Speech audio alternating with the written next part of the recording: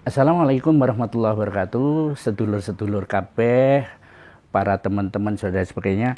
Saya akan mengenalkan kria daun kering yang mungkin saat ini belum viral, tetapi ini memiliki sebuah nilai cukup tinggi, nilai ekonomis apabila kita kerjakan dengan baik. Berasal dari daun-daun kering. Daun-daun kering seperti ini. Nah, ini kalau kita olah akan menjadi daun yang cantik, punya motif, dan memiliki nilai jual yang luar biasa, bahkan bisa diekspor.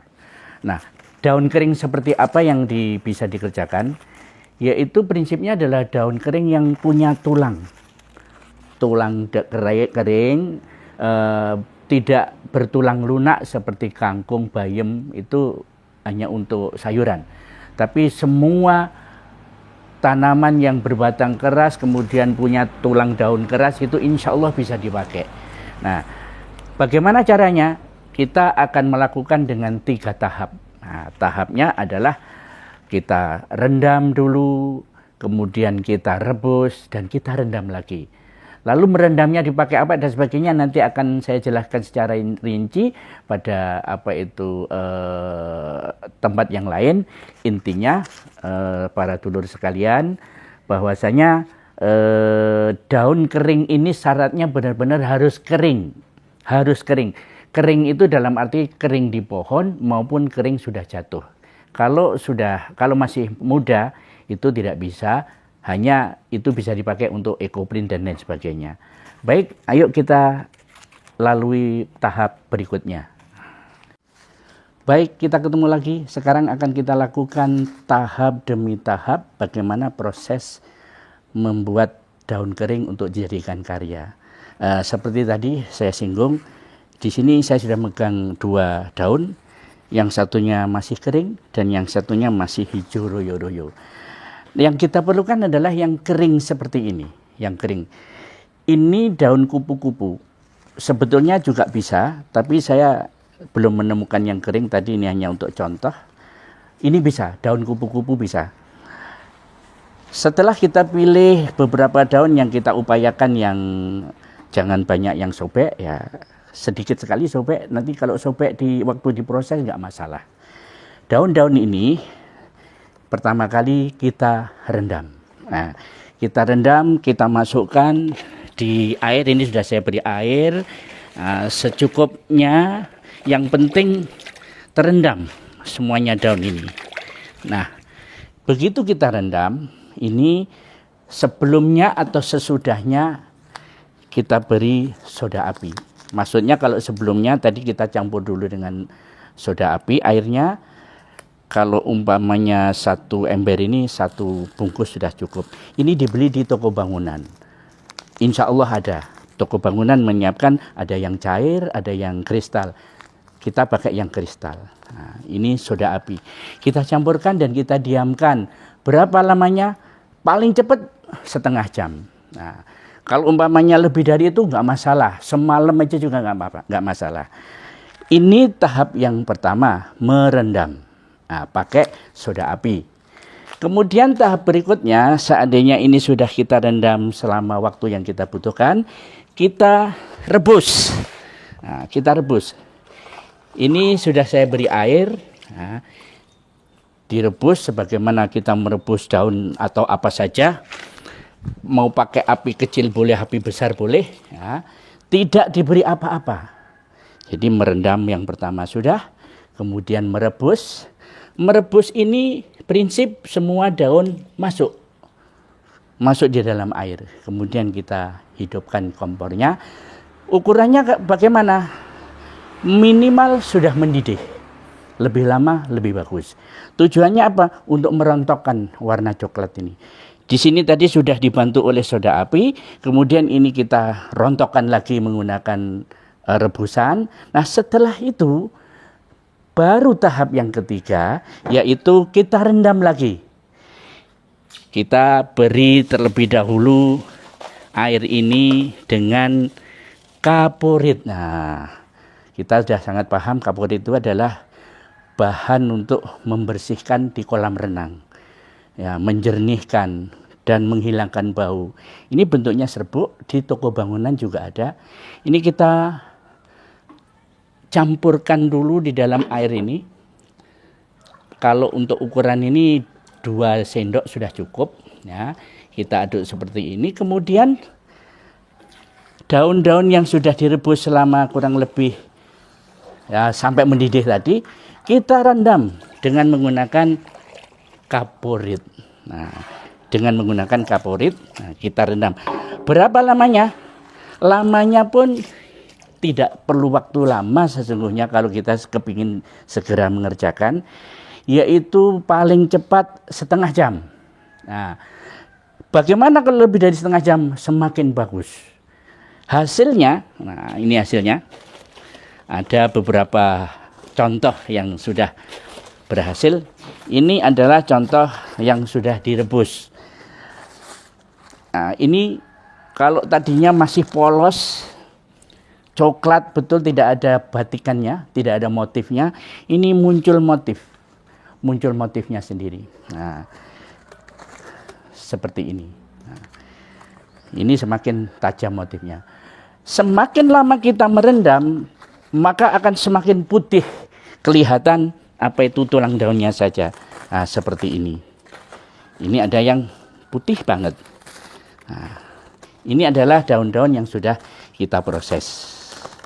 Nah, ini yang rendamannya cukup lama, sehingga warna coklatnya hilang. Kalau sudah seperti ini sudah siap kita gunakan, kita aplikasikan di mana saja. Nah, catatan untuk para pemirsa, bahwasanya daun ini kapan mulai bisa dipakai?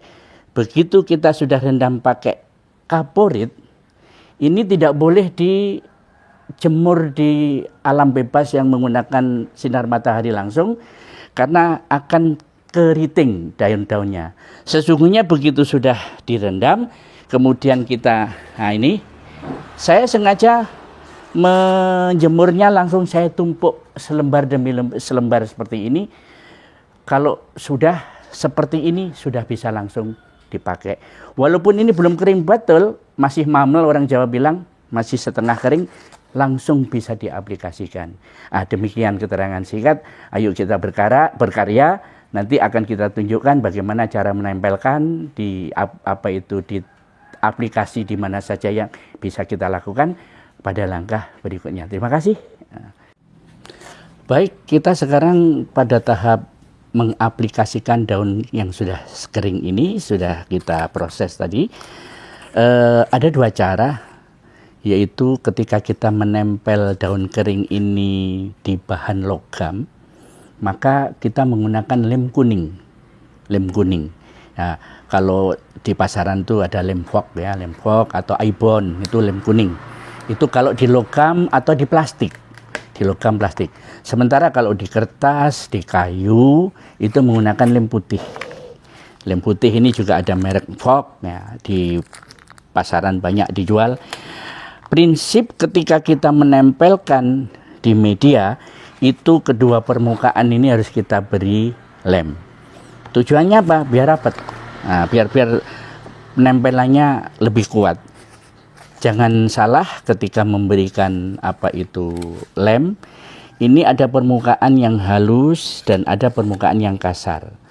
Permukaan yang kasar ini kelihatan tulangnya. Ini tulangnya kelihatan. Nah, inilah yang kita beri lem. Nah, jangan sampai keliru, sebab kalau nanti kita keliru, hasilnya kurang memuaskan, tidak bisa mengkilap, akan buram. Walaupun diberi pengilap sebanyak tetap tidak bisa. Ini kita beri lem. Nggak usah takut-takut, nggak usah eman-eman ketika kita memberikan lem ini ya. 2 permukaan kita beri. Kalau kita mendapatkan daun yang besar, ini tentu saja tulang daunnya itu mengganggu. Tulang daun yang paling ujung ini mengganggu. Maka ini kita gunting terlebih dahulu. Nah, bisa kita potong pakai cutter, kita kurangi. Kemudian yang kita akan lem, ini juga diberi, kita tempel, kita beri lem juga. Nah, Seperti tadi, jangan pelit ketika memberikan lem di dua permukaan. Kalau sudah seperti ini, langsung saja kita tempelkan. Nah, proses penempelan ini memang tidak bisa seketika jadi, karena sifatnya lem putih itu harus menunggu kering banget. Nah, seperti ini. Nanti kira-kira dalam waktu 15 atau setengah jam lagi kita tekan-tekan lagi. Nah, kalau kita coba, saya tambahkan satu lagi, biar nanti kawan-kawan, saudara-saudara, sedulur-sedulur bisa mengaplikasikan di mana saja. Jadi di logam bisa, di kayu bisa, di bambu bisa, di kertas bisa, bahkan dulu awal saya mengerjakan ini, pintu masuk saya itu saya tutup dengan daun kering. Tetangga saya punya mobil bodol, terus kepingin tampak keren biar tidak memalukan, itu interiornya pakai daun kering ini. Dan apakah bisa? Bisa. Seperti yang saya sampaikan tadi, bahwa kalau di logam atau di plastik kita nempelnya pakai lem kuning. Nah, ini karena di kertas kita pakai lem putih. Nah, kira-kira seperti ini ya, cara kita menempel. Nah, jika sudah tahu dan sudah paham, maka hasilnya seperti ini, kita membuat kotak bisu. Mau bentuk seperti apa bisa. Nah, ini hiasan dinding. Ini lambang bintang. Di sebelah saya ini juga ada yang sudah jadi. Ini sudah ditambahkan beberapa kaligrafi ya.